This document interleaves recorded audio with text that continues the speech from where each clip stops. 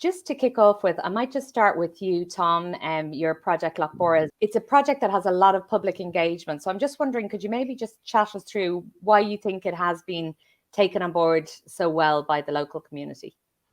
The artists came on site and worked on site for 3 weeks. They had quite a lot of interaction. They were living in the local community, and it was very well publicised by public talks, press releases, and the media, etc.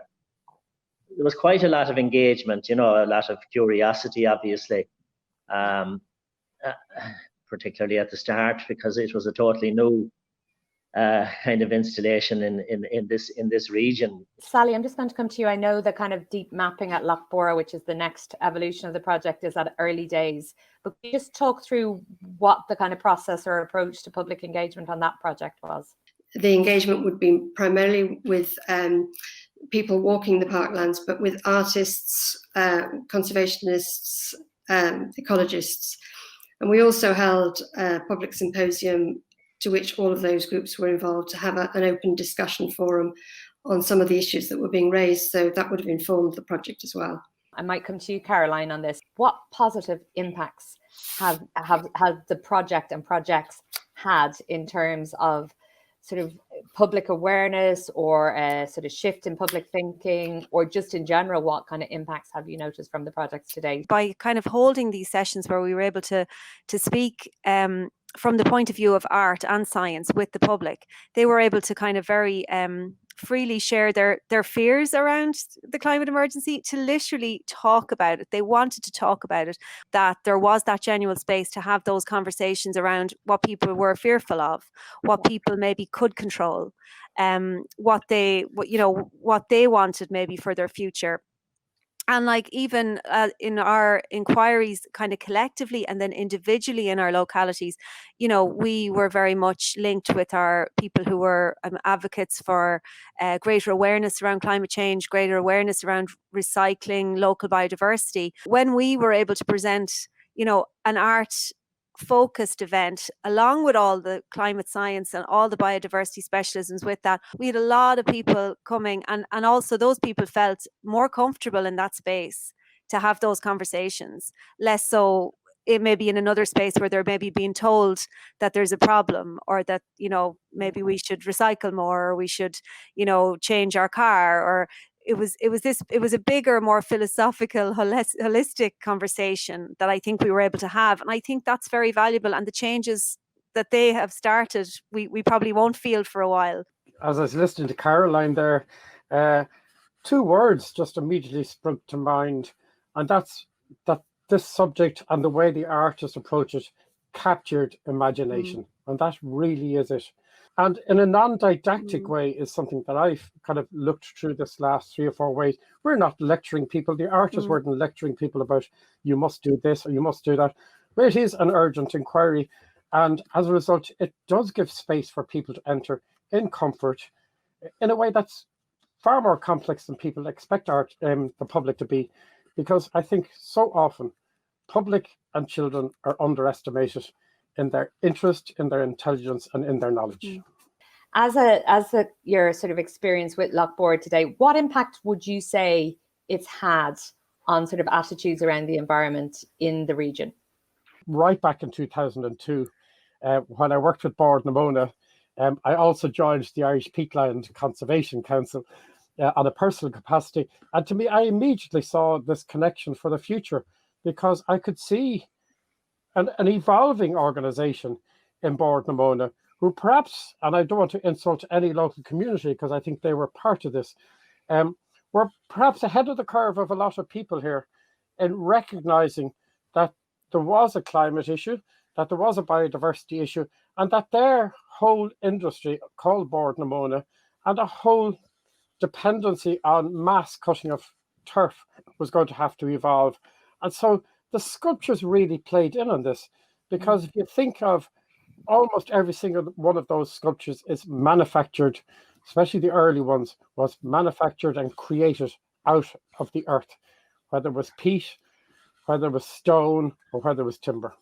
Lochbora is, to me, I sort of saw it for the first time, and like it really was that idea of you have to you have to kind of think outside the box sometimes for things to work.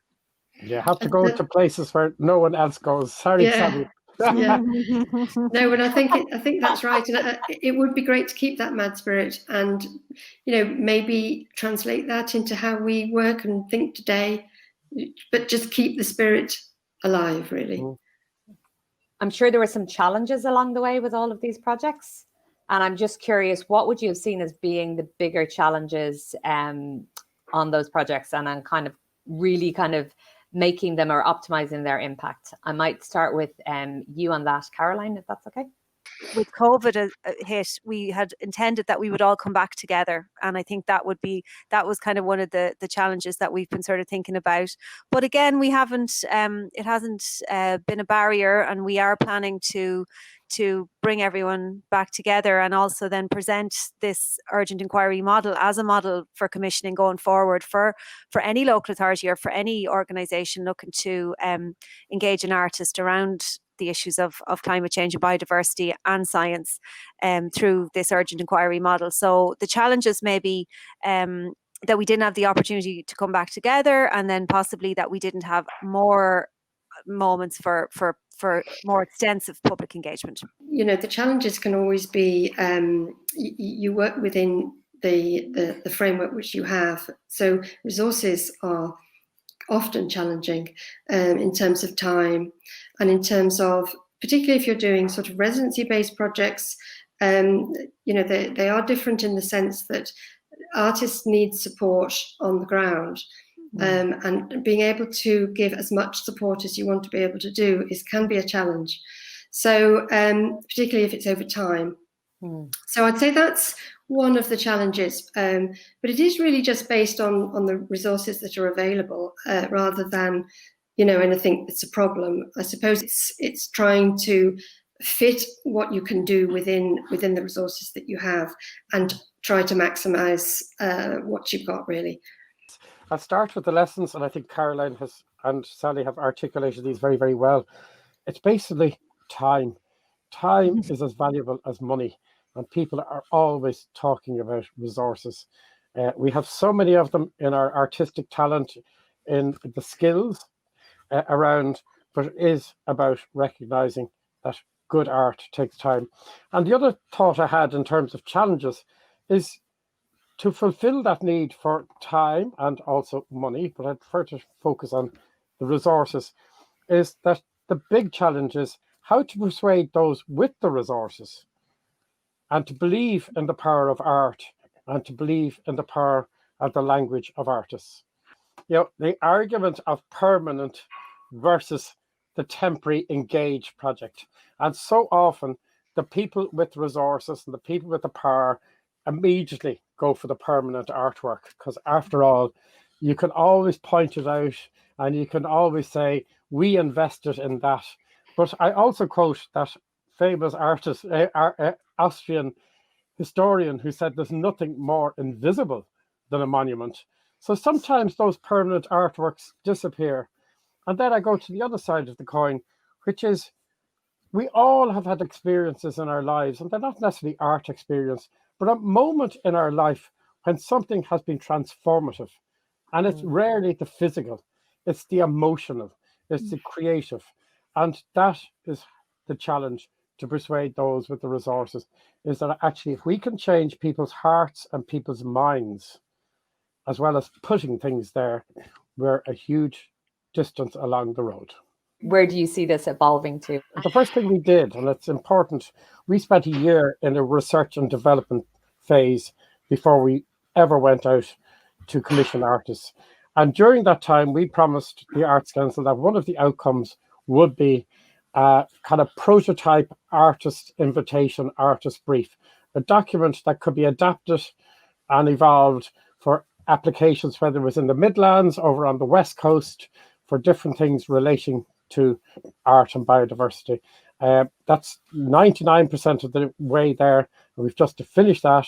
And then it's also a resource for people to use.